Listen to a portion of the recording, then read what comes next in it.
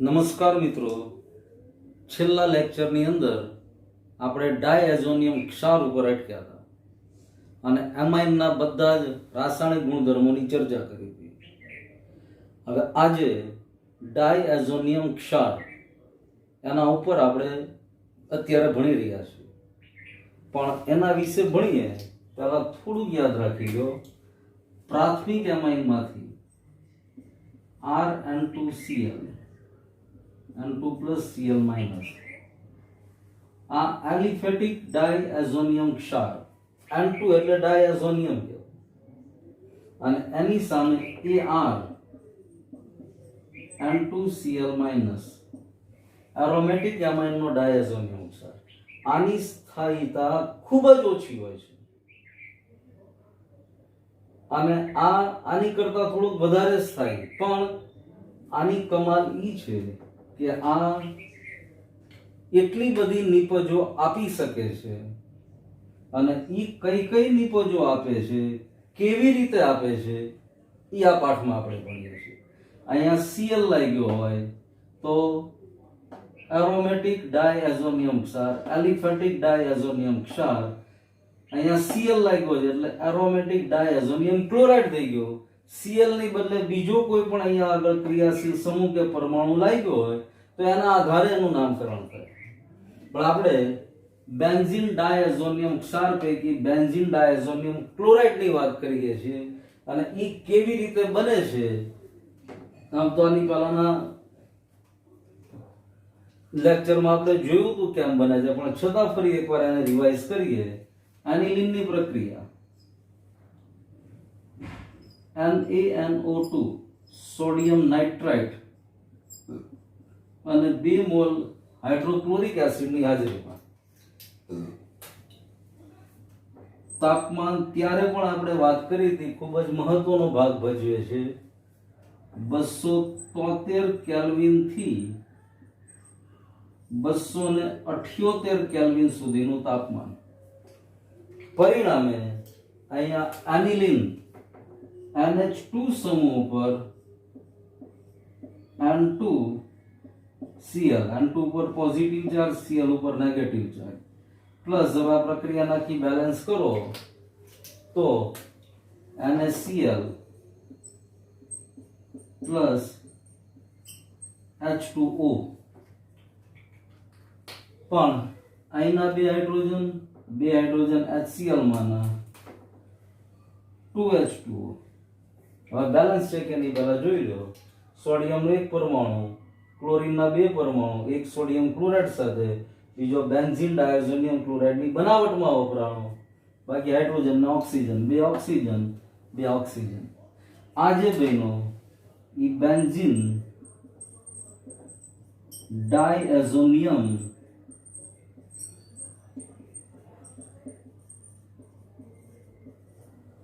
અને અહીંયા ક્લોરીન લાગેલો છે એટલા માટે બેન્ઝીન ડાયએઝોનિયમ ક્લોરાઇડ. અહીંયા ક્લોરીનની બદલે બીજો કોઈ પણ પરમાણુ કે ક્રિયાશીલ સમૂહ લાગ્યો હોય તો એના આધારે એનું નામકરણ કરવાનું. પણ આપણે બનાવ્યો આ બેન્ઝીન ડાયએઝોનિયમ ક્લોરાઇડ. આ બેન્ઝીન ડાયએઝોનિયમ ક્ષાર પૈકી બેન્ઝીન ડાયએઝોનિયમ ક્લોરાઇડની આપણે પ્રક્રિયા ભણ્યા, એની બનાવટ ભણ્યા. હવે બેન્ઝીન ડાયએઝોનિયમ ક્ષારના ભૌતિક ગુણધર્મો. બેન્ઝીન ડાયએઝોનિયમ ક્લોરાઇડ, અહીંયા પર્ટિક્યુલર આ ભૌતિક ગુણધર્મ જે લખ્યા છે એ બેન્ઝીન ડાયએઝોનિયમ ક્લોરાઇડના છે. તો બેન્ઝીન ડાયએઝોનિયમ ક્લોરાઇડ રંગવિહીન અને સ્ફટિકમય ઘન પદાર્થ છે જે પાણીની અંદર દ્રાવ્ય છે અને ઠંડા પાણીમાં સ્ટેબલ બને છે, સ્થાયી બને છે. એની સામે તમે આ પદાર્થ જો benzene diazonium ફ્લોરોબોરેટ C6H5N2 BF4, N2 ઉપર પોઝિટિવ ચાર્જ, F4 ઉપર માઇનસ નેગેટિવ ચાર્જ. પાણીમાં અદ્રાવ્ય છે, જ્યારે બેન્ઝીન ડાયએઝોનિયમ ક્લોરાઇડ પાણીમાં દ્રાવ્ય છે. બીજું, બેન્ઝીન ડાયએઝોનિયમ ફ્લોરોબોરેટ રૂમ ટેમ્પરેચર ઉપર સ્ટેબલ છે, ઓરડાના તાપમાને સ્થાયી છે, જ્યારે બેન્ઝીન ડાયએઝોનિયમ ક્લોરાઇડ ઠંડા પાણીમાં સ્થાયી છે. બીજું, આને ગરમ કરીએ એટલે સીધું જ પાણી સાથે રિએક્ટ થઈ જાય, પાણીની સાથે પ્રક્રિયા કરે બેન્ઝીન ડાયએઝોનિયમ ક્લોરાઇડ.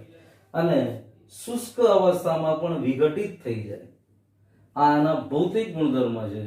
હવે રાસાયણિક ગુણધર્મની જુદી જુદી પ્રક્રિયાઓ કે જેમાં ઘણી બધી અલગ અલગ નિપજ આ એક જ પ્રક્રિયા બેન્ઝીન ડાયએઝોનિયમ ક્લોરાઇડ અથવા બેન્ઝીન ડાયએઝોનિયમ ક્ષાર. અહીંયા ક્લોરાઇડ બોલીએ એટલે છેલ્લે Cl માઇનસ લાગે, ક્ષાર બોલીએ એટલે Cl માઇનસ ની જગ્યાએ Cl માઇનસ અથવા BF4 માઇનસ અથવા ફ્લોરિન માઇનસ અથવા આયોડિન માઇનસ કોઈ પણ અહીંયા આગળ બીજો પરમાણુ ક્રિયાશીલ સમૂહ હોય એના આધારે એનું નામ બેન્ઝીન ડાયએઝોનિયમ ક્ષારથી ઓળખાય. બેન્ઝીન ડાયએઝોનિયમ ક્લોરાઇડના અથવા બેન્ઝીન ડાયએઝોનિયમ ક્ષારના રાસાયણિક ગુણધર્મો દર્શાવતી પ્રક્રિયા. પહેલા નાઇટ્રોજનનો વિસ્થાપન અને સેન્ડમેયર પ્રક્રિયા. હમણાં જ વાત કરી હતી એમ 10મા ચેપ્ટરની અંદર આખી પ્રક્રિયા આપણે ભણી ગયા. બેન્ઝીન ડાયએઝોનિયમ ક્લોરાઇડ અથવા અહીંયા X લઈ લો, બેન્ઝીન ડાયએઝોનિયમ ક્લોરાઇડ અથવા એની પ્રક્રિયા Cu2Cl2 ની હાજરીમાં પરિણામે નિપજ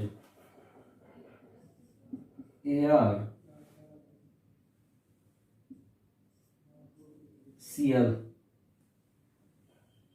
પ્લસ નાઇટ્રોજન ગેસ છૂટો પડ્યો. હવે Cu2Br2 ની હાજરીમાં પ્રક્રિયા થાય તો નિપજ તરીકે ArBr અને નાઇટ્રોજન વાયુ છૂટો પડે. અને જો પ્રક્રિયા CuCN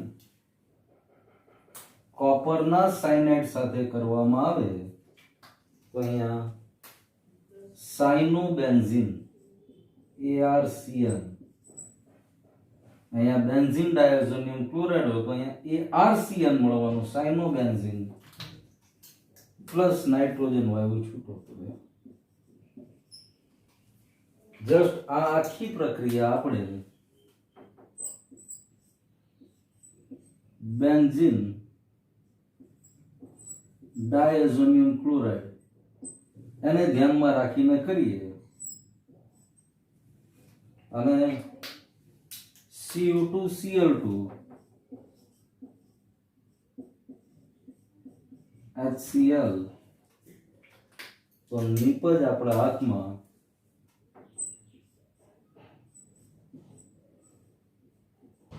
ક્લોરોબેન્ઝીન અને નાઇટ્રોજન વાયુ છૂટો પડે. આ એક ઉદાહરણ પૂરતી પ્રક્રિયા લખી, આવી રીતે બધી જ પ્રક્રિયાઓ લખી શકાય. આ પ્રક્રિયાને સેન્ડમેયર પ્રક્રિયા કહેવામાં આવે છે. હવે સેન્ડમેયર પ્રક્રિયાને જ મળતી પ્રક્રિયા ગાટરમાન પ્રક્રિયા છે. અહીંયા જેમ કોપરનો ક્લોરાઇડ કે કોપરનો બ્રોમાઇડ કે કોપરનો સાયનાઇડ સંયોજન તરીકે લેવામાં આવ્યું તો અહીંયા કોપર પાવડરનો યુઝ થાય છે. HCl ની હાજરીમાં કોપર પાવડરનો યુઝ કરવામાં આવે તો નિપજ તરીકે અહીંયા ArCl પ્લસ જેમ અહીંયા ArCl બન્યો એમ અહીંયા પણ ArCl plus N2 plus CuCl. એવી જ રીતે કોપર પાવડર અને HBr ની હાજરીમાં પ્રક્રિયા કરવામાં આવે તો નિપજ તરીકે ArBr plus N2 plus CuCl આ નિપજ મળે. હવે બંનેની કમ્પેરિઝન કરો. અહીંયા કોપરના જે તે હેલાઇડ સાથેનું સંયોજન જે અહીંયા કોપર પાવડર તરીકે યુઝ થાય છે અને પ્રાયોગિક રીતે પ્રેક્ટિકલી સેન્ડમેયર પ્રક્રિયાથી મળતી નિપજ ગાટરમાન પ્રક્રિયાથી મળતી નિપજ કરતા વધારે સારી હોય છે. એટલે આ નાઇટ્રોજનના વિસ્થાપન વાળી પહેલી બે પ્રક્રિયા ભણ્યા આપણે. નાઇટ્રોજનના વિસ્થાપનની પહેલી પ્રક્રિયા સેન્ડમેયર અને ગાટરમાન ભણ્યા પછી આયોડાઇડ આયન દ્વારા વિસ્થાપન. નાઇટ્રોજનનું વિસ્થાપન આયોડાઇડ આયન દ્વારા. બેન્ઝીન ડાયએઝોનિયમ ક્લોરાઇડ, AR ની જગ્યાએ આપણે બેન્ઝીન લીધો, બેન્ઝીન ડાયએઝોનિયમ ક્લોરાઇડ. એની પ્રક્રિયા પોટેશિયમ આયોડાઇડ સાથે. તો અહીંયા નિપજ ARI આયોડોબેન્ઝીન પ્લસ N2 અને KCl. હવે આ જે આયોડોબેન્ઝીન નિપજ છે એ બહુ સરળતાથી પ્રાપ્ય નથી બનતી. બેન્ઝીન રિંગ ઉપર સરળતાથી આને વિસ્થાપિત કરી શકાતો નથી, પણ બેન્ઝીન ડાયએઝોનિયમ ક્લોરાઇડની મદદથી સહેલાઈથી આયોડોબેન્ઝીન બનાવી શકાય છે. અને માત્ર એરોમેટિક માં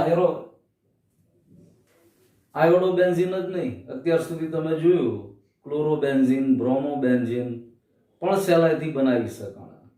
અને જેમ આયોડોબેન્ઝીન બનાવી શકાણો એમ ફ્લોરોબેન્ઝીન પણ સહેલાઈથી બેન્ઝીન ડાયએઝોનિયમ ક્લોરાઇડથી બનાવી શકાય છે. બેન્ઝીન ડાયએઝોનિયમ ક્લોરાઇડની આ જ સ્પેશિયાલિટી છે. હવે જો બેન્ઝીન ડાયએઝોનિયમ ક્લોરાઇડ એની HBF4 સાથે પ્રક્રિયા, HBF4 સાથે પ્રક્રિયા થઈ અને અહીંયા મળવાનો આપણને ડાયએઝોનિયમ ક્ષાર જ. અહીંયા બોરોન અને ફ્લોરિન BF4 માઇનસ ડાયએઝોનિયમ ક્ષાર એનો મેળો. બેન્ઝીન ડાયએઝોનિયમ ક્લોરાઇડ માંથી જ આપણે આ ડાયએઝોનિયમ ક્ષાર બનાવ્યો. હવે આ ડાયએઝોનિયમ ક્ષારનું માત્ર વિઘટન કરવામાં આવે ગરમ કરવાથી, અને ગરમ કરો એટલે આનું આખું વિઘટન થઈ જાય. વિઘટન થઈ સીધો જ ફ્લોરિનનું એરોમેટિક સંયોજન ફ્લોરોબેન્ઝીન મળી ગયું, વત્તા BF3 અને નાઇટ્રોજન વાયુ છૂટો પડ્યો. એટલે ફ્લોરોબેન્ઝીન પણ સહેલાઈથી બનાવી શકાતો નથી, જ્યારે ડાયએઝોનિયમ ક્ષારની મદદથી અહીંયા બરાબર જુઓ સહેલાઈથી બનાવી શકાય. એવી જ રીતે હાઇડ્રોજન દ્વારા વિસ્થાપન. Benzene diazonium chloride, phosphonic acid plus પાણી, ARH મતલબ બેન્ઝીન બની ગયો.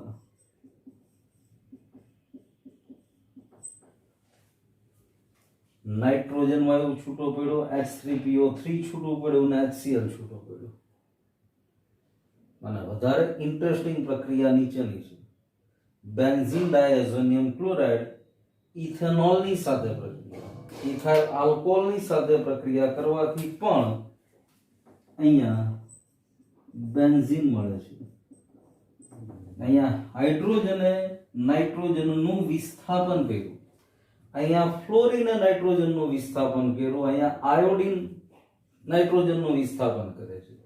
પરિણામે બેન્ઝીન મેળો ઉપરાંત બીજી પણ ઓર્ગેનિક નિપજ ઇથેનોલ પ્રાપ્ત થઈ. આ ઇથેનોલ છે અને નાઇટ્રોજન વાયુ અને HCl છૂટા પડ્યા. હવે આટલા જ રાસાયણિક ગુણધર્મમાં બરાબર આપણે જુઓ તો કેટલી બધી એવી નિપજ કે જે સહેલાઈથી મળી શકતી નહોતી બીજી ત્રીજી પ્રક્રિયા કરીને, જ્યારે બેન્ઝીન ડાયએઝોનિયમ ક્લોરાઇડની મદદથી આ બધી જ નિપજો સહેલાઈથી બની શકે. આ બધામાં આપણો પ્રક્રિયક તો મુખ્ય બેન્ઝીન ડાયએઝોનિયમ ક્લોરાઇડ જ છે, અને એની મદદથી આયોડોબેન્ઝીન, ફ્લોરોબેન્ઝીન, બેન્ઝીન પણ બની શક્યો. એટલે આ હજી આપણે નાઇટ્રોજનના વિસ્થાપન વાળી પ્રક્રિયામાં જ આગળ અભ્યાસ કરી રહ્યા છે. પહેલી પ્રક્રિયા આપણે ભણ્યા સેન્ડમેયર અને ગાટરમાન, જેમાં ક્લોરોબેન્ઝીન, સાયનોબેન્ઝીન, બ્રોમોબેન્ઝીન આવા બધા સંયોજનો બન્યા. બીજું આયોડાઇડ દ્વારા વિસ્થાપન તો આયોડોબેન્ઝીન. ફ્લોરાઇડ આયન દ્વારા વિસ્થાપન તો ફ્લોરોબેન્ઝીન, હાઇડ્રોજન દ્વારા વિસ્થાપન તો બેન્ઝીન. હજી નાઇટ્રોજનના વિસ્થાપનની બે પ્રક્રિયાઓ ભણવાની બાકી છે, પણ આ બધી પ્રક્રિયાઓ બરાબર જુઓ. અને હવે બીજું કામ શું કરવાનું? આપણે AR લખ્યું ત્યાં બેન્ઝીન રિંગ ઉઠાવવાની. બેન્ઝીન રિંગ ઉપર N2Cl H3PO2 H2O અને બેન્ઝીન નિપજ. હું અહીંયા આગળ એક પ્રક્રિયા લખું છું, જુઓ બરાબર. આ પ્રક્રિયા લખી આપણે, ચલો ને. N2Cl benzene diazonium chloride. આની પ્રક્રિયા H3PO2 અને H2O ની હાજરીમાં H3PO2 અને H2O પરિણામે મુખ્ય નિપજ benzene plus N2 plus BF3 અને વત્તા HCl. H3PO2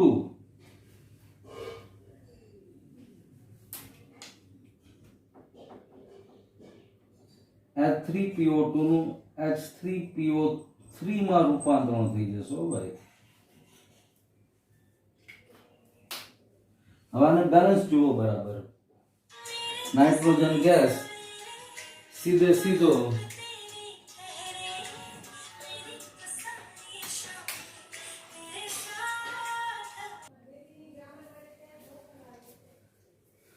હવે જો આ જ પ્રક્રિયા અહીંયા આગળ લખી છે મેં, પણ અહીંયા AR ની જગ્યાએ બેન્ઝીન રિંગ લઈ લીધી.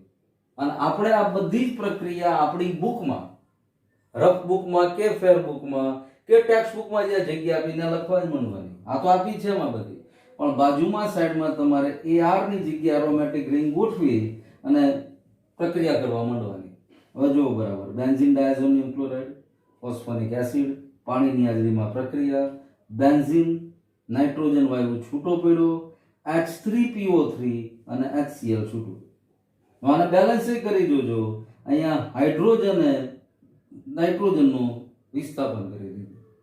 નાઇટ્રોજનની જગ્યાએ H લાગી ગયો, પરિણામે C6H6 બેન્ઝીન બની ગયું. એટલે બધી જ પ્રક્રિયાને આવી રીતે તમારે લખવાની છે.